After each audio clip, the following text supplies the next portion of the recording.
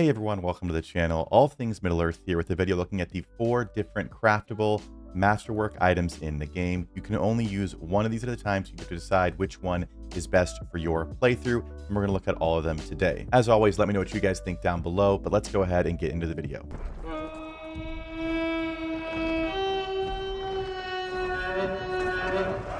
Okay, so jumping in, I want to say where you can craft these things. First of all, they are craftable at these different larger forges. You find the great forges in the game, starting with the Great Forge of Navri and working pretty much the rest of the game. I don't believe you'll have them all unlocked right away. My understanding, you start out with the shield wall and kind of slowly unlock them as you go, as you unlock kind of the different features that these things do.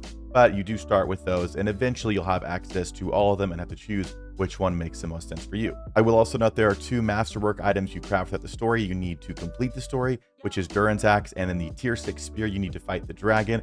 I'm not going to include this on this list because while they have their uses to get to the story, I don't feel like on their own they're really that worth it to be used in a masterwork slot. There could probably be more of an argument for the spear since you can fight with it, but really Durin's Axe doesn't mine any faster than anything else, so it's really not worth using beyond cleansing the shadow. So let me know what you guys think about those 2 as masterworks, but for this list, we're just going to look at the 4 that you can craft. Okay, starting in no particular order, the first one is the torch that you can craft. This is a torch that will never go out, so you never have to worry about crafting torches again, which seems kind of minor, but honestly, the amount of times I've had to recraft torches or during a fight it goes out or whatever it is, it's pretty annoying. So just that by itself is a very convenient thing.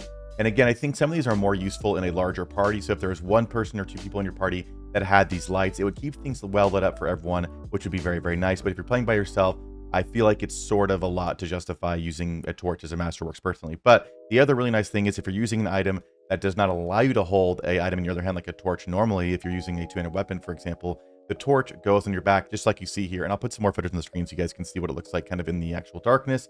But here you can see it's not the crazy brightest thing in the world. Again, it's kind of lit up in here anyways, so I'll put footage up that kind of demonstrates it. But the fact that you do have a light source regardless of what you're doing is really, really nice. So I definitely feel like if you like to mine around and explore and be out a lot, and maybe don't want to be in the darkness the whole time, this is what you're doing, I feel like the torch can be very, very nice. The next one is the Wonder Keg. This is a keg that allows you to put brews in it, and you can refill brew skins from the keg. Now, I think this is very, very useful, but similar to the torch and probably more so for me, but I do find it's much more useful when being used in a larger group. So if you have 8 players and 1 or 2 have kegs with different brews that the whole team can use, I feel like that's very, very beneficial.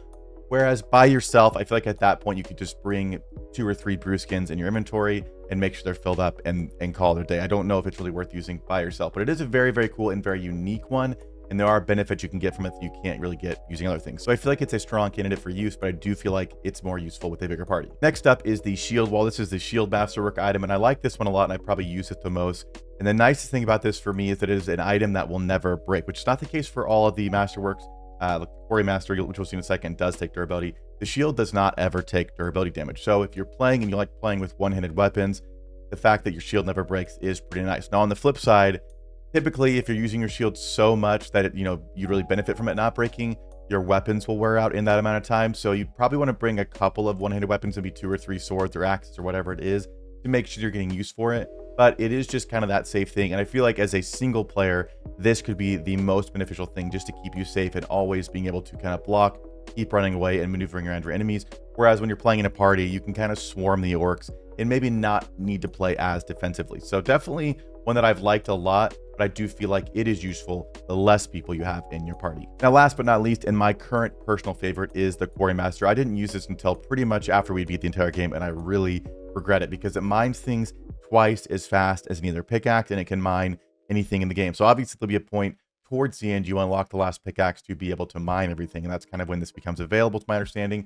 But this thing, and I'll put some stuff on the screen, just mines so quickly, and honestly it makes it so much more enjoyable for me when I'm running through the mines. If I see a vein of ore that I want or probably should mine, but I'm kind of doing multiple things, it makes it a lot easier to go stop and mine that as opposed to thinking that I'll just go mine it later because it's going to take time. So definitely one that I've enjoyed a lot. And again, I feel like is more of a utility item. So you might equip it and go out and do mining as opposed to having it on you 24/7, but it just depends on what your playstyle is. So again, ideally there are 4 of them. If you have a party of 8, you could have an entire party with 2 of each, and you'd have a very balanced kind of group that's doing different things better.